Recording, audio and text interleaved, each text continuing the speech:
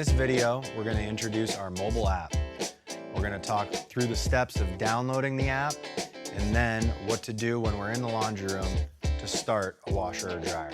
First thing we want to do is look for the sticker on the machine. This is going to tell us how to download the app. We can snap a picture of this QR code or search in our app store to download the app. Once we've downloaded the app on our smartphone, we want to build a profile and sign in. You can then add funds by tapping this button here.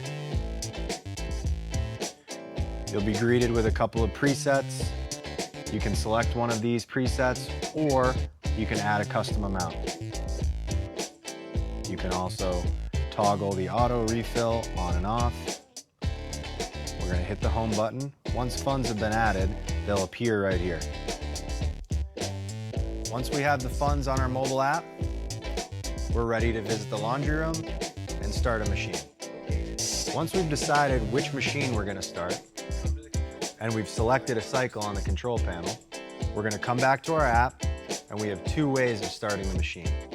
The first being manually by hitting this button that says machine number, and then typing in 7 or 07 in this case.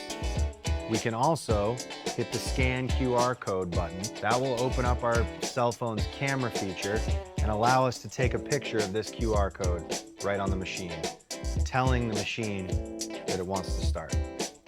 So in this case, I'm going to hit the scan QR code.